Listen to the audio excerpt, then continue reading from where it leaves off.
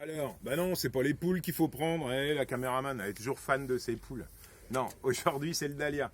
Alors le dahlia, bien sûr, on est sur une plante avec des réserves, un tubercule qui est dans le sol, qui va passer l'hiver. Alors certains le sortent, malheureusement avec le réchauffement climatique, on peut les laisser dans le sol. Moi je vais juste vous montrer la diversité d'une seule et même plante. Le dahlia est intéressant en floraison estivale. Plein mois de juillet, plein mois d'août et voire même septembre, on peut l'emmener jusqu'au début octobre. Regardez, c'est ce que j'appelle la diversité horticole. Toute cette recherche autour des fleurs qui date depuis très longtemps de nos horticulteurs et qui au jour d'aujourd'hui, même par des entreprises françaises, je pense à Ernest Turc en France, développe de nouvelles variétés.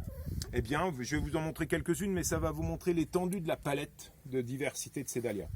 Un premier, fleur très simple, hein, on voit bien, énormément de boutons. Voilà. Alors un petit détail, hein, vous avez deux types de boutons.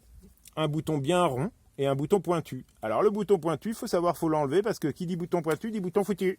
Voilà, donc ça veut dire que ma fleur est avortée. Par contre, bouton rond, voilà, regardez, les pétales sont présentes.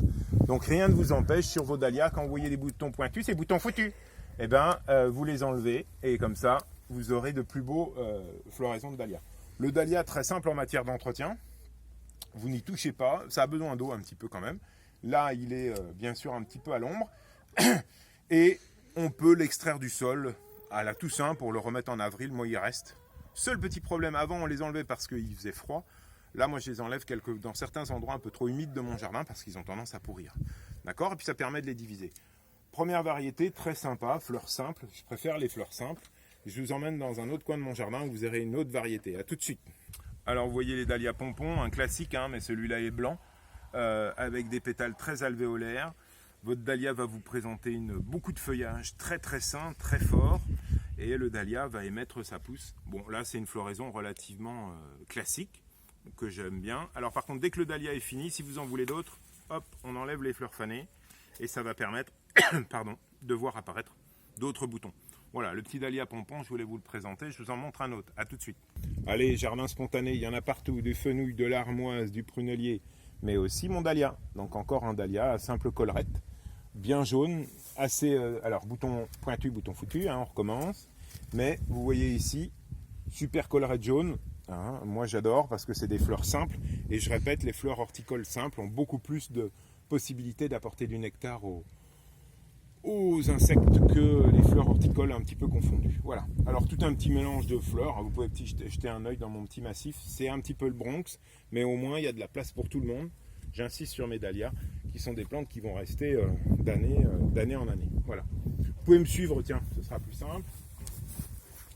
Un autre ici, tout doucement le déplacement, super collerette. Alors oui, c'est vrai que j'ai beaucoup de boutons pointus. Il va falloir que je fasse un peu de ménage.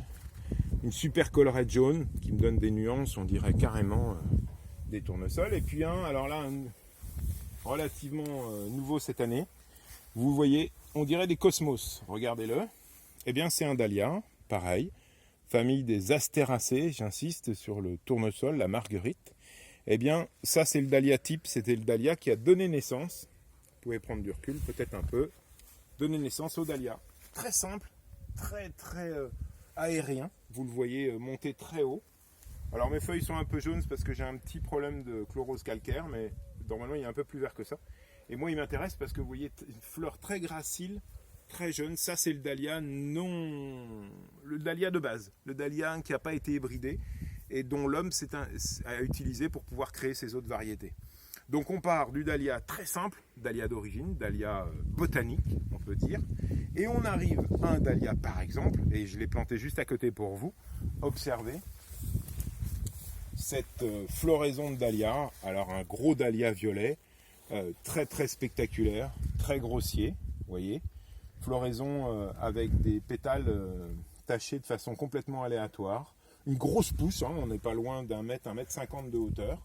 Alors toujours pareil, hein, j'insiste, quand les têtes sont un petit peu comme ça, vous les enlevez et ça va vous permettre, vous mettez au pied, ça fait du paillage, d'accord, il n'y a pas de souci.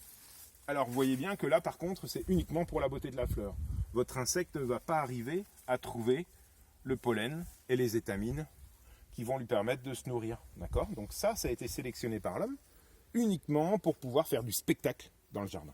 Alors, je l'ai mis là parce que moi, je le trouve extraordinaire. Par contre, il en faut d'autres. Et vous revenez sur mon dahlia spontané. Vous voyez, lui, il a des toutes petites pétales, mais il a des étamines qui vont permettre de nourrir. Alors, le nectar qui est à la base va permettre de nourrir nos insectes pollinisateurs. Voilà. Il y aurait beaucoup de choses à montrer sur le dahlia. Si vous êtes en Normandie, fin août, début septembre, n'hésitez pas d'aller au lycée agricole de Coutances. Un grand festival de dahlia, vraiment, je vous invite. On est sur le dernier week-end d'août et sur 3 semaines en septembre.